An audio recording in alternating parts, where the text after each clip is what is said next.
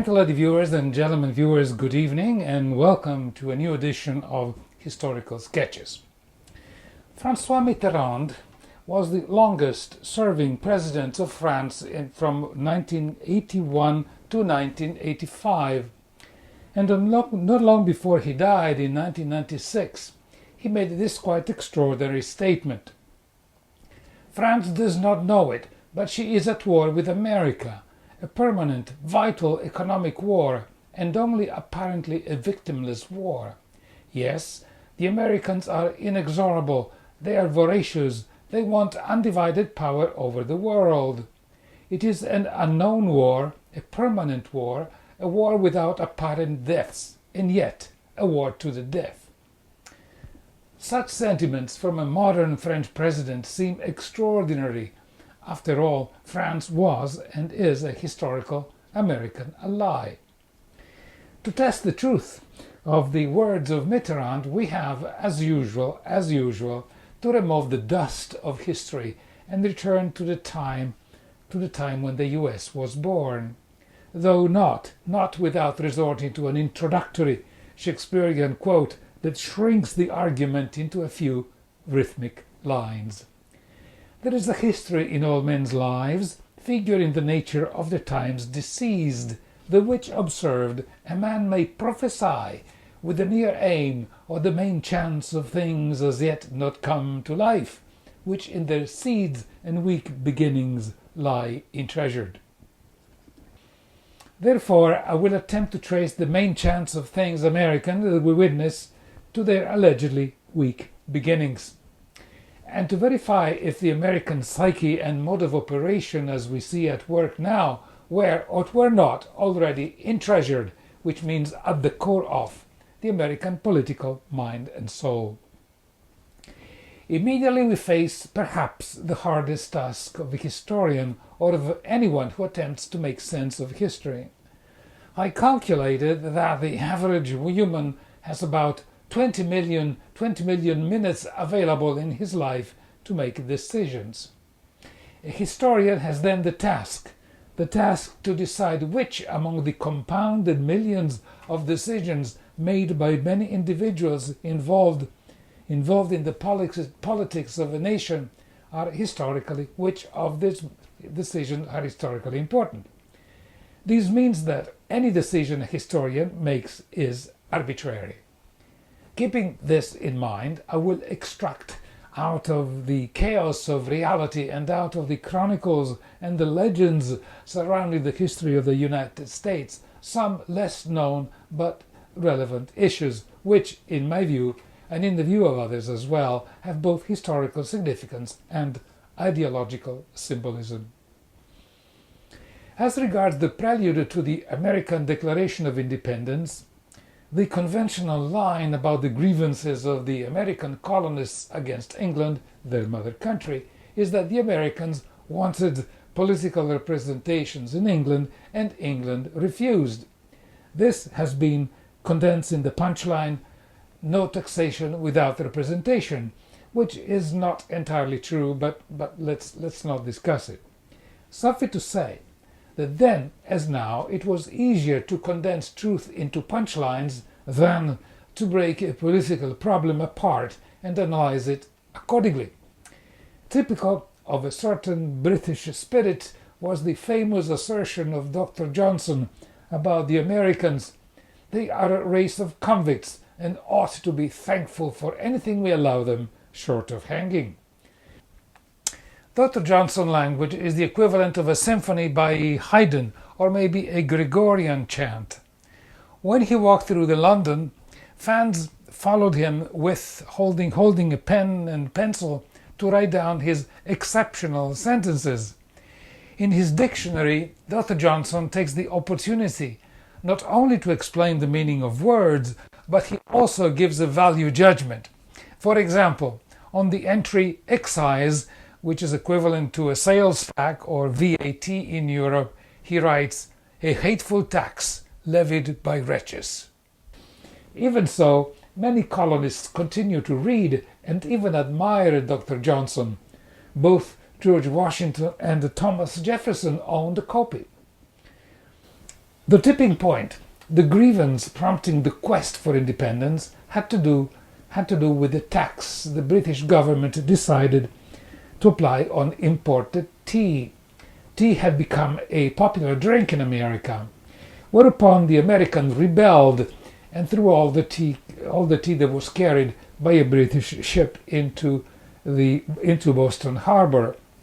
This is only partially true because the London-based East India Company had accumulated a large surplus of tea, and the idea was to apply the tax, but to reduce the original price so that the cost at retail would be less than that paid for smuggled tea.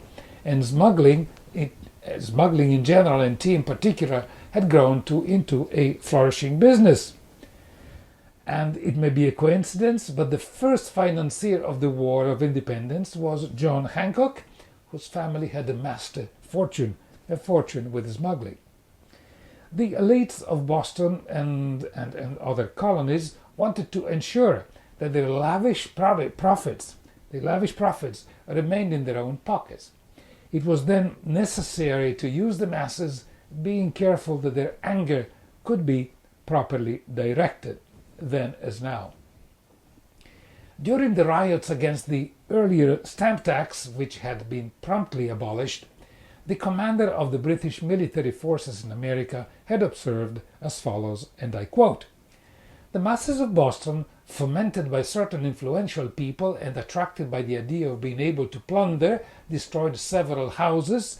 The promoters of the riot began to be terrified by the spirit they had fomented, since the popular fury was out of control, and they too were afraid of being the next victims of the rapacity of the people." Meaningful words. Anyway, the independentists used popular discontent to promote independence, or rather, to convince the citizens that the grotesque social inequality already current at the time was the fault of the English rather than of the local exploiters. It is the classic case of two birds caught with one stone. The elite already relished the freedom to seize new Westlands ad libitum, free as they liked, to incorporate all profits and to wrest political power from England's favourites. At the same time, anger, bitterness and popular resentment had to find an outlet that would keep the elite safe. Consequently, the desire for a more even social structure, ready to break out into revolution, was converted into a struggle for independence. Of course, the elite could not predict the outcome of the War of Independence, but the danger of an internal revolution was averted. We could say that the game was worth the candle. Now, the Declaration of Independence is a document that has almost acquired the status of a gospel. And I find it necessary to insist that I, an atom, really an atom in the universe, have no right to impugn the value of such a legendary document. This is a critique which does not imply contempt or rejection, but simply that the first sentence of the Declaration contains the seeds of American exceptionalism. We hold that these truths are self-evident, that all men are created equal is the famous beginning. We could say less the Negroes because they did not count, the Indians because they were not white, the women because they were not men, and the poor because they were not rich, and therefore they could not vote. But apart from these limitations, the remaining people were endowed by the Creator with certain inalienable rights, and among these rights were life, freedom, and the pursuit of happiness. No problem here, but a related anecdote, I think, is meaningful.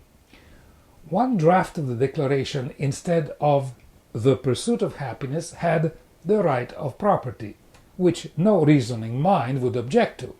Why then the substitution with the somewhat vague pursuit of happiness? The pursuit of happiness is an abstraction, and making a right of an abstraction almost equals to saying that the great cause of the night is lack of the sun, as Shakespeare's writes in As You Like It. But it was a form of mass psychological insurance. If you want the poor to fight for a cause that benefits the rich, to proclaim the preservation of property as a statement of intent may sound like a paradox, hence the substitution, sufficiently harmless to mean nothing. In practice, the Declaration of Independence replaced the old with a new authority, the monarchical with a new republican ruling class founded on property, class distinction and inheritance, just as in the previous regime.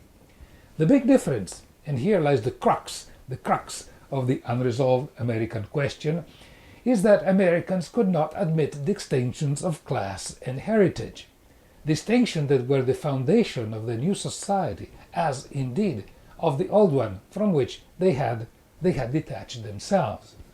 And this paradox created a chasm between practice and theory, between the theory of egalitarianism used to create the new nation and the practice of competition that necessarily creates winners and losers.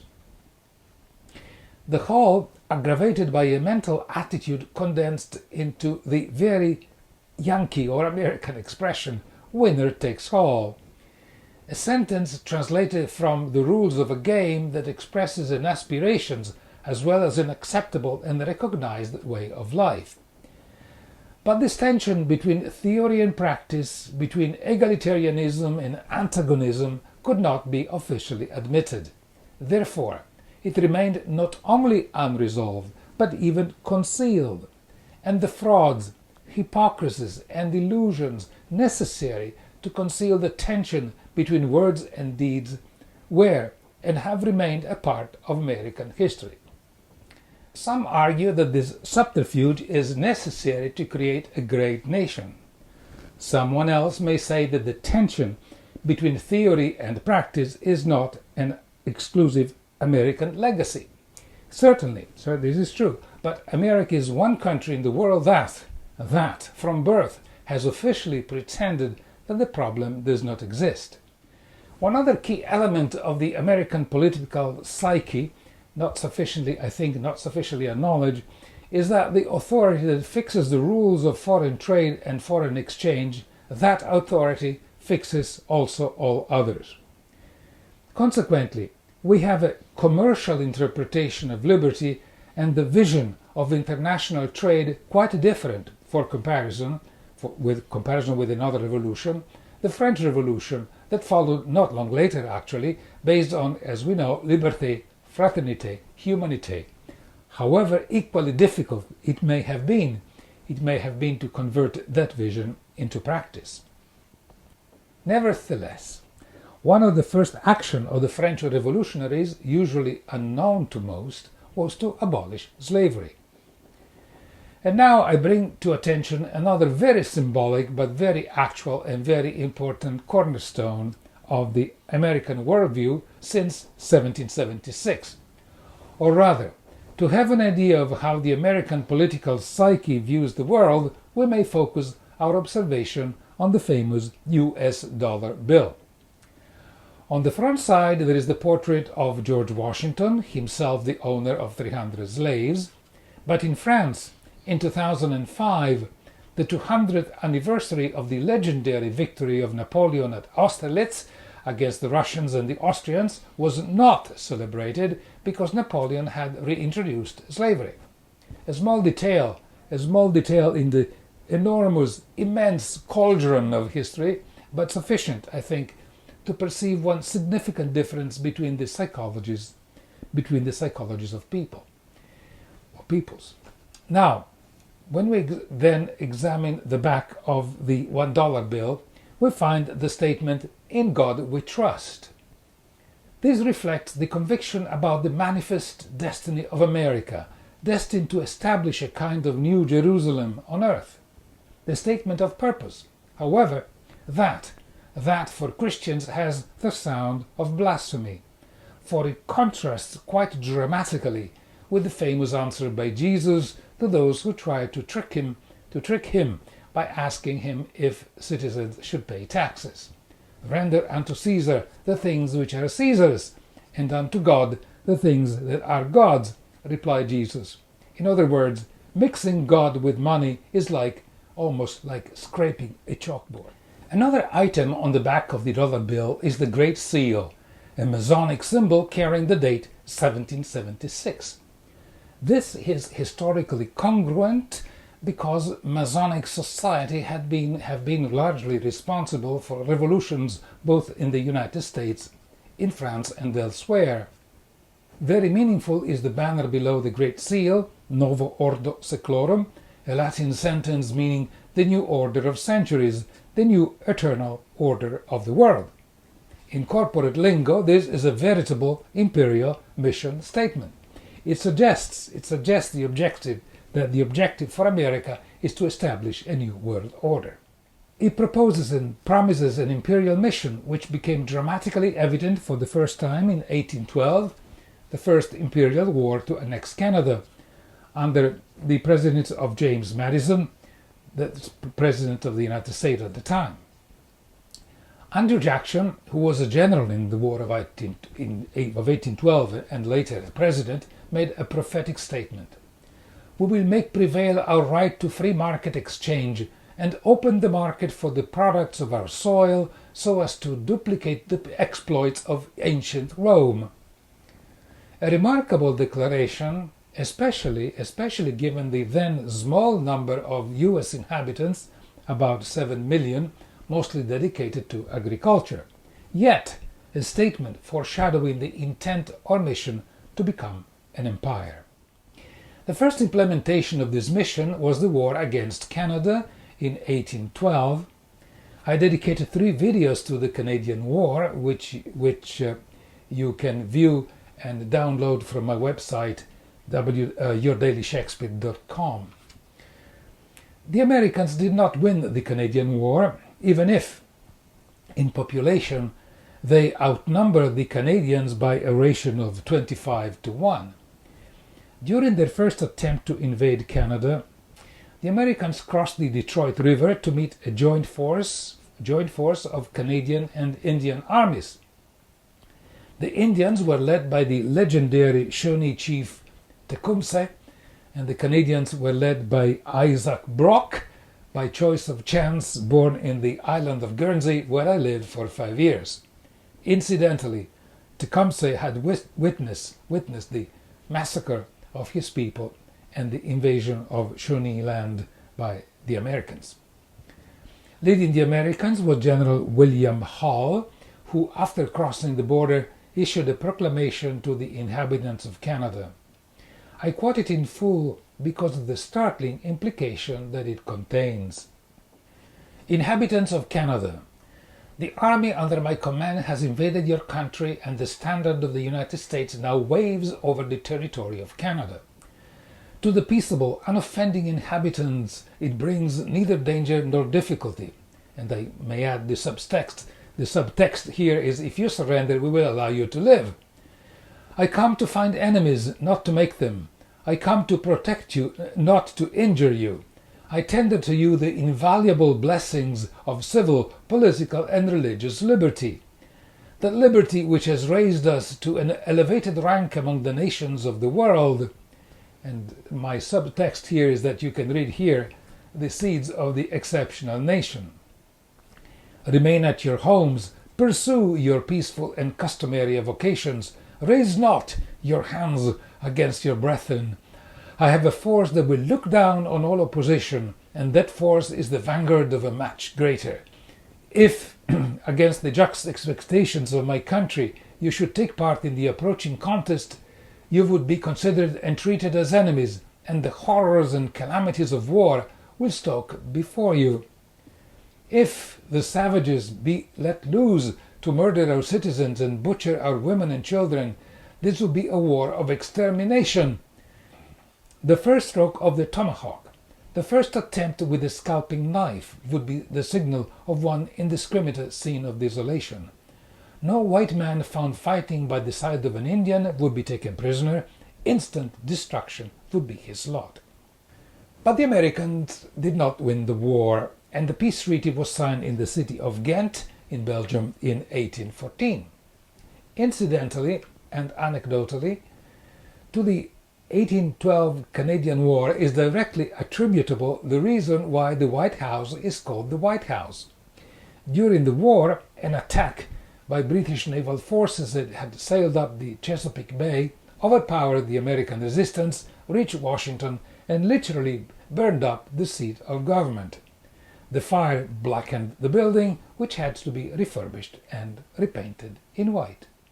However, the effort to annex Canada did not end in 1814. I will skip the history of all failed subsequent attempts. But it is interesting, however, to examine the change in strategy on the part of the United States, a strategy still in force and well alive today. In 1854, 40 years after the Treaty of Ghent, the backers of the annexation movement succeeded in pushing the British government to negotiate, on behalf of the 5 Eastern Canadian colonies, a so-called reciprocity agreement, which meant free trade in natural products, opening Canadian waterways to U.S. shipping, and free access by the United States to the Canadian maritime fishery. The interesting part of the reciprocity agreement is how it was achieved. The U.S. government sent a secret agent named Israel Andrews to influence the proper course of events. He used means, or rather, a new war strategy that, though distant in time, is dramatically similar to events occurring during our historical present. Of Agent Israel Andrews, by a quirk of fate we may say, his related expense account is extant, and it tells us more than many books. To push the annexation and free trade agreement, he paid, in the Canadian province of New Brunswick, $5,000 to an editor, which means I corrupted the Canadian press. $5,000 to the Attorney General, which means I corrupted the justice system. $5,000 to an inspector of trade, which means I corrupted the administration. $15,000 to a member of the New Brunswick Assembly, which means I corrupted a politician. Today, in perfectly Orwellian language, the procedure is called, of course, lobbying. Incidentally, we owe the term lobbying to President Ulysses S. Grant when he was repeatedly accosted by citizens in the Willard Hotel, in the lobby of the Willard Hotel in 1860. On May 14, 1854, Andrews wrote to the Department of State as follows: I have therefore taken such measures as the circumstances of the case required in New Brunswick to moderate the opposition and keep the public mind in a quiet state. I was able to reach Fredericton before the New Brunswick legislature adjourned and prevent any discussion of the proposition now under consideration or any legislative actions of a character adverse to our interest. In other words, in this new type of war, it was and is important to soften and condition public opinion. And in the mind of the Americans, the free trade agreement was the equivalent of, or the prelude to, annexation. In all, he spent more than $100,000, equivalent to several millions today, trying to persuade prominent individuals in Canada to support either annexation or, as a second choice, the free trade agreement with the United States. But the amount was a mere trifle, he wrote, because, in comparison with the immensely valuable privileges to be gained permanently and the power to and influence that we will be given forever to our confederacy, of course meaning the Americans. And this describes perfectly the undeclared war that caused French President Mitterrand to say what I quoted earlier on, and, as is shown also in the recent posture towards Ukraine, the European Union is or behaves as a US colony. This reciprocity agreement with Canada ran from 1854 to 1866. After 6 years from its implementation, the American consul in Montreal reported to the Secretary of State of the time, Louis Cass, that the treaty was quietly but effectually transforming those 5 provinces into 2 states of the Union, meaning American. Some in Canada viewed things differently. For example, a Canadian lumberman in 1862 said as follows: "As regards lumber, Canada lost millions by the treaty. The raw material, which now will be worth millions of dollars, never returned a farthing to the operators of this country. Labor expended in manufacturing added to the wealth of our neighbors across the line. They, and they only, were the gainers by reciprocity in lumber, while nearly all on this side, engaged in the supplying their wants, were ruined." This sequence of events is strongly reflected in the process whereby the American Midwest was converted into a properly named Rust Belt, via the comprehensive shutting down of the industrial powerhouse of America and its transfer to China or elsewhere where labor was much cheaper. The issue of Canada's annexation also became entangled with the American Civil War, when it appeared that Britain and therefore Canada sided with the South. Incidentally, Canada had abolished slavery in 1793, 72 years before the US did. Anyway, it was the threat of forced annexation by the United States that prompted the leaders of the Canadian colonies to join forces and create what is today the Confederation of Canada. But as late as 1888, the Vice Secretary of State, John Sherman, said, "The annexation of Canada will not be achieved through hostile measures, but by making amicable propositions. This annexation is a historic inevitability." And there are echoes here of Obama's reference to the US as the indispensable nation. This war that uses methods not implemented before can also be called war by enticement. And in 1948, the US pushed again for a free trade agreement, but in the Parliament of Canada, the parliamentarian responsible for these negotiations stated, "The price to pay for a custom union with the United States is the loss of our political independence, because we will not have any longer control on our political decisions, which will be made in Washington." To conclude, if we abandon the ballast of bias, so to speak, and use the telescope of reason, it is difficult to deny a striking parallel between US efforts to annex Canada and the creation of the European Union and NATO, where the European Union, as recent events show to all but those who refuse to see, is politically annexed to the United States, and NATO is but the military appendix of the US military. Thank you for watching, and until next time, may all the number of the stars give light to your fairway. Good night.